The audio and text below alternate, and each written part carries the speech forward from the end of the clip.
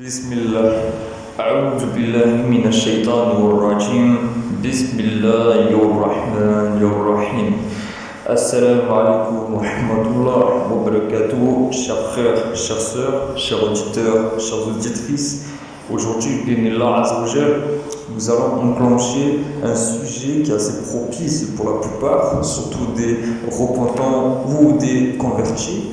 Alhamdulillah. Comme vous le savez toutes et tous, on a tous, par mauvaise tentation, rentré ainsi avant de connaître correctement l'islam, ou surtout avant de la pratiquer en grandissant, car nous avons tous connu une adolescence ou alors une jeunesse propice qui cherche toujours à chercher de l'action, disons les choses. Bien sûr sans être même l'extrême, hein, peu importe, d'accord, car Allah subhanahu wa ta'ala est miséricordieux et il est très miséricordieux, tawhid, d'accord. Aujourd'hui on va étudier un sujet qui est assez propice, qui est assez régulier, qui peut ainsi une fois la repentance et ainsi une fois surtout votre conversion, vous avez gardé entre guillemets toujours peut-être des contacts de mauvaise entre guillemets fréquentation, qu'Allah subhanahu wa ta'ala les guide. Et parfois, ces personnes-là peuvent revenir du jour au lendemain, etc. Vous pouvez revenir sans le vouloir dans votre passé, pas en pratiquant ce que vous faisiez, mais seulement, on parle seulement de contact, d'accord? Peut-être par peine de la personne, peut-être parce que vous vouliez peut-être lui apporter quelque chose, etc. Dans ce cas-là, que devons-nous faire? Vu que je ne suis pas un chef, etc., on va plutôt réfléchir. Car Allah subhanahu wa ta'ala nous dit clairement que ceux qui réfléchissent font preuve d'intelligence. D'accord? Donc, bi'illah, revenons un peu. Si vous revenez dans votre passé, vous avez vécu des bons moments, comme vous avez vécu des mauvais moments. Peut-être ces personnes-là, peut-être ont fait des délits, peut-être ces personnes-là ont eu des fréquentations hors mariage, peut-être que ces gens-là n'ont pas respecté les conformités de la loi, etc., du pays en lui-même, etc., et ont fait des extrémités, etc., etc., etc. Peut-être qu'ils sont de familles musulmanes, etc., par leurs origines, ou j'en passe. Mais, subhanallah, il y a cette difficulté-là pour le croyant bien sûr, quand il est devant Allah subhanahu wa ta'ala, et qu'il étudie le tawhid ainsi que la sunna du prophète Mohammed sallallahu alayhi wa sallam, bien sûr qu'il n'y a que de force, que du côté de Allah subhanahu wa ta'ala. D'accord? Une fois que vous avez Allah de votre côté, alhamdulillah, vous ne craignez rien. Et vous acceptez toute chose qui vous est destinée et toute épreuve, car nous sommes ici-bas pour être éprouvés, pour savoir qui est le meilleur d'entre nous dans l'au-delà. D'accord? Une fois la résurrection. D'accord? Mais il y a certes un devoir aussi de musulmans par rapport à la da'wah. Toujours, Inch'Allah, apporter, certes, ce n'est pas de l'égoïsme, on ne rentre pas dans l'égocentrisme, quand nous nous remettons devant Allah subhanahu wa ta'ala, et ainsi que suivant la sunna du prophète Mohammed sallallahu alayhi wa sallam, bien entendu, ce n'est pas de l'égocentrisme du sens que c'est pas une fois que vous êtes dans la droiture, même si Allah Azzawajal guide qui il veut et il égare qui il veut, alhamdulillah, cette chose-là est conçue, même si nous avons de l'amertume dans notre cœur par rapport à la personne qui est en face de nous, qui n'arrive pas à suivre tout cela, malheureusement, nous ne pouvons malheureusement rien y faire. Je pense qu'au niveau de là, normalement, la vidéo devrait s'arrêter ici. Mais si nous réfléchissons encore plus, nous savons que, surtout on parle des non-croyants, ou alors aussi des personnes de familles issues musulmanes par rapport à leurs origines, etc., qui sont normalement des musulmans, même si, entre parenthèses, ils ne pratiquent pas, etc., malheureusement, est-ce qu'on doit les considérer comme des frères ou des sœurs? Allah A'lam, dans la logique, il faut réétudier cela. Dans la logique, je ne sais pas si ça le sort de l'islam, mais je pense que il y aura un grand mur. Et malheureusement, s'il ne pense pas à Allah subhanahu wa ta'ala au moins 5 fois par jour minimum, je crois que malheureusement, normalement, la salat fait partie ainsi des clés pour pouvoir rentrer au paradis, ou atteindre ainsi le miséricorde d'Allah selon comment vous priez, bien entendu. Et on ne parle pas de prière à 500 €, d'accord? Alhamdulillah, sans vouloir graver ces mots. D'accord? Parce qu'il ne faut pas vendre à vil prix les versets d'Allah subhanahu wa ta'ala. D'accord? Voilà, ça c'est le sujet, il est déjà épinglé. Très bien. Revenons à ce sujet-là, est-ce qu'on doit garder notre foi à nous ou est-ce que nous avons le devoir justement de faire réfléchir l'autre? Allahu a'lam. Est-ce que c'est un piège, enfin pas un piège, mais est-ce que ça peut être encore une tentation qui peut vous tordre ou est-ce que celle-ci peut ramener la personne à la raison du sens qui peut-être il croit en Allah Azza wa Jalla et tout, enfin, d'après ce qu'il dira ou elle dira. Mais est-ce que dans son cœur, il est prêt, il est lumineux, entre parenthèses, pour pouvoir justement accorder ce détail-là? Ou est-ce qu'il dira non, je le ferai plus tard? Ça, c'est une complication, subhanallah. Quel est notre devoir? Est-ce que c'est notre devoir est de fuir ces personnes-là?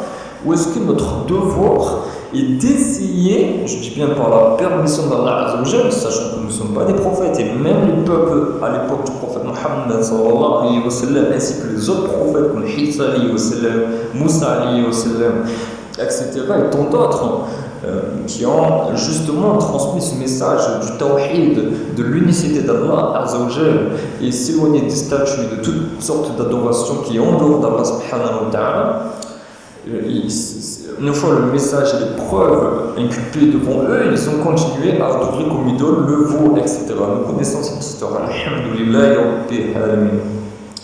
Mais nous, en tant que fils d'Adam, bien entendu, nous n'aurons pas du tout le même engagement, le même pouvoir de sacrifice que les prophètes ont dompté pour notre communauté. Alhamdulillah.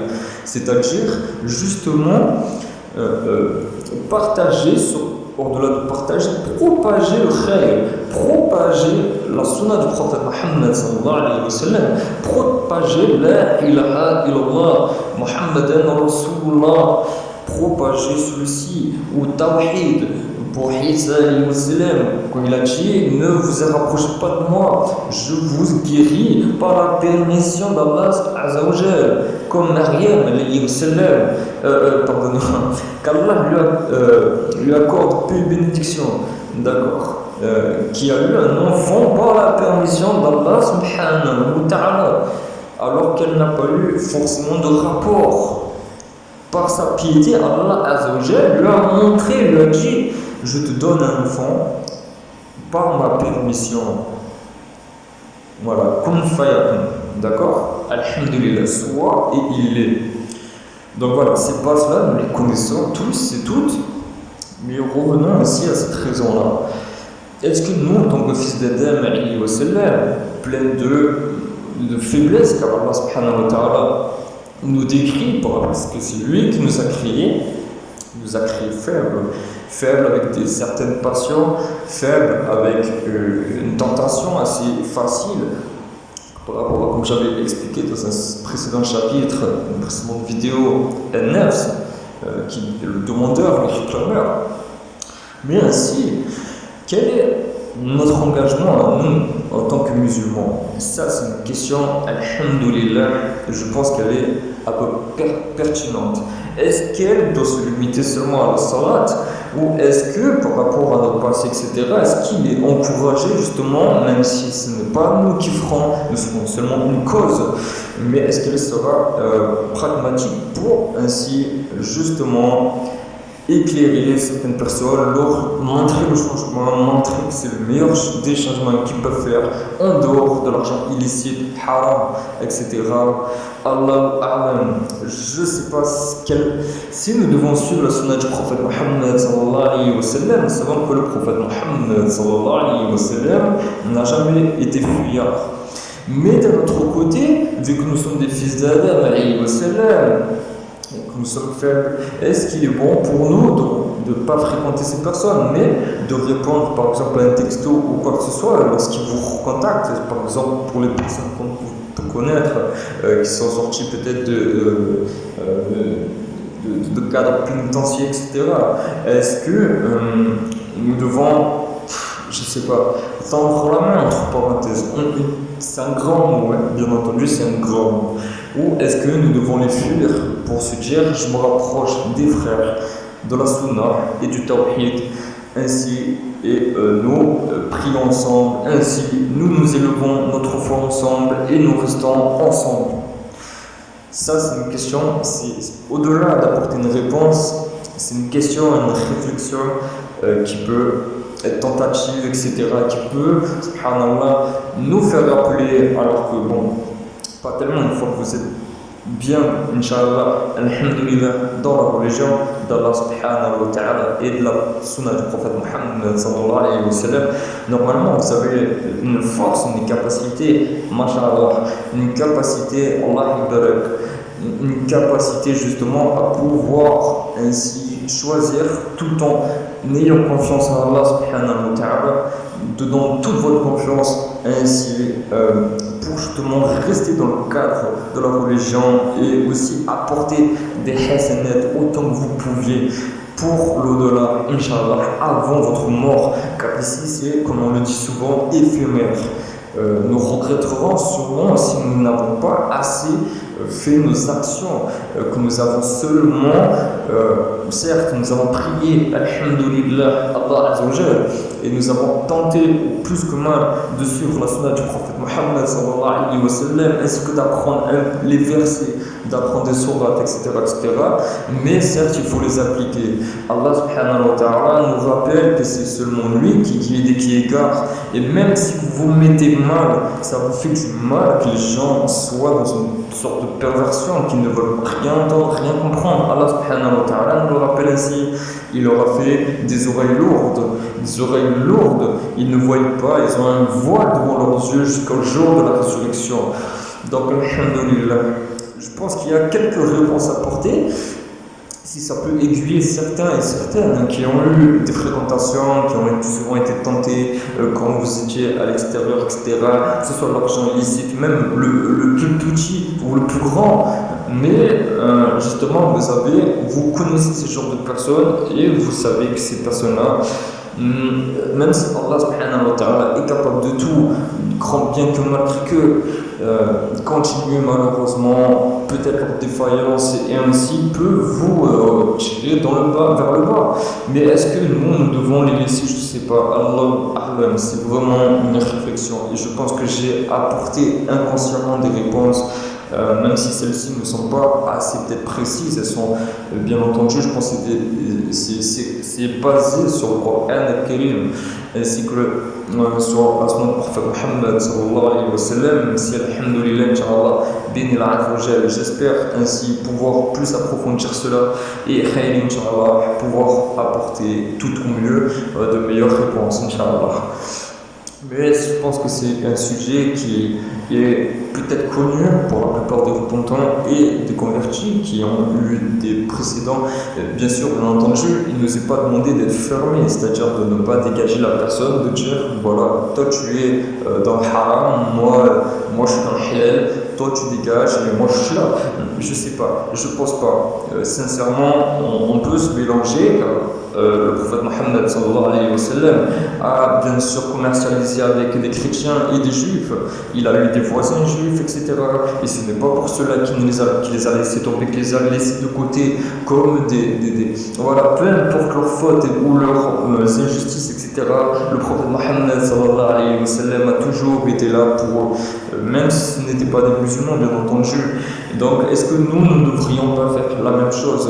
Est-ce que nous devrions, après tout dépend de la personne, vous me direz, mais est-ce que nous devrions laisser les gens dans leur inconscience, dans leur...